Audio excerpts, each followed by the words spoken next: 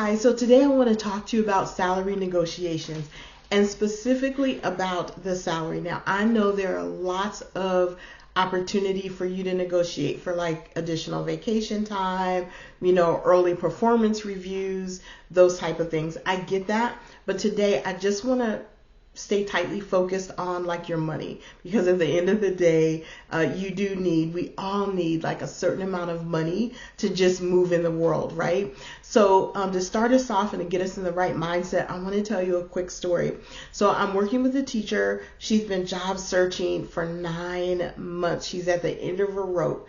She finally, gets a job offer with the company she's been dying to work for, doing the type of work that she's really excited about doing. And so they get to that point where it's time for the salary negotiation, and she's excited. She's pumped because she's expecting a really great salary offer. She has a doubles master's degree, lots of experience.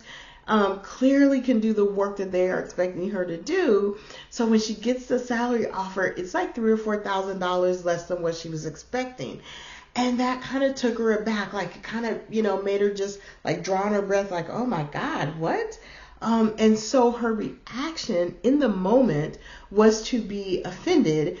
And she let that offense show. And she was just really strident and kind of insistent that, she had 2 master's degrees and she had all this experience, and, she knows what the salary ranges are. And she just kind of went off on a tangent, and she's relaying this story to me. So I'm telling you what she told me.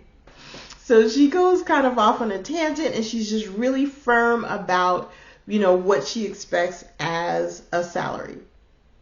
So here's the problem. The problem is not that she did her research and knew what the salary ranges were. The problem wasn't even that they offered her a low salary. The problem was the way she handled the situation.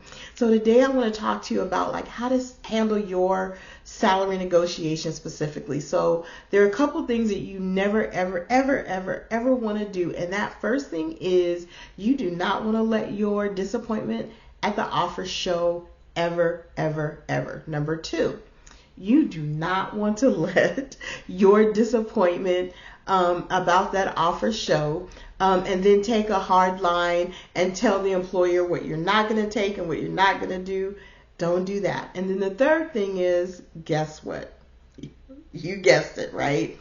Do not let your disappointment for the offer show and immediately just start trying to negotiate and wrangle the employer into giving you what you want in the moment, right? Because most likely that is never going to happen. Of all the years that I've been involved with salary negotiations, I've actually never seen that work. So what I want you to take away from this is you do not ever want to allow your disappointment in the offer to show. What you want to do is just be prepared for that and just stay relaxed. And you want to move right into this. Number 1, you need to make sure that you're prepared and you understand the salary range for your specific position in your state, for your education and experience level. You need to get it down that far, right? So you need to understand the range for those, details. The second thing that you want to do also is have your minimum number in mind, right? And this number needs to be rock solid. It's the number that if they offer you lower than that and they're not really willing to raise their offer, you absolutely know this is not going to work for you. End of story, right? There's a way to handle that, but in your mind, you need to know my out the door number is, 75,000 or whatever. All right. The second thing that you need to always do is show appreciation for whatever offer you get. End of story. Thank you so much for the offer. I really appreciate it. What I'd love to do is just take 24 hours to consider the offer and talk to my significant other. Now, it is totally okay if your significant other is your 23-year-old calico cat named Mama. That is, okay. All right. When you come back to the table, you want to express your appreciation for the offer again. You also want to reiterate how excited you are to bring your skills and qualifications to the table. And then if you don't already know, you want to ask them, what their current, range is for the position. You should already know, but if you don't know, you need to know. And when they're talking to you and telling you what the range is, you want to relax and just listen to what they have to say.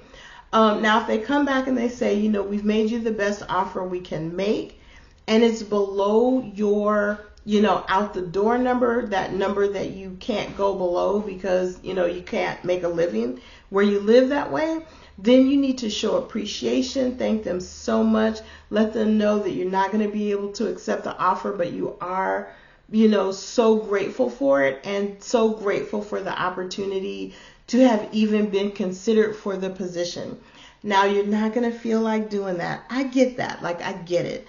But in addition to, if you can't get the job, the secondary goal should be to walk away with a future connection, because we all want to have people in our network and we all want to be connected to people who make decisions.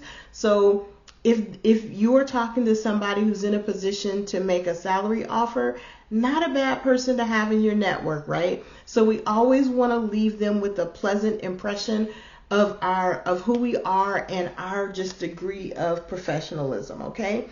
So those are the basics of salary negotiation. Kind of take that in, think about it.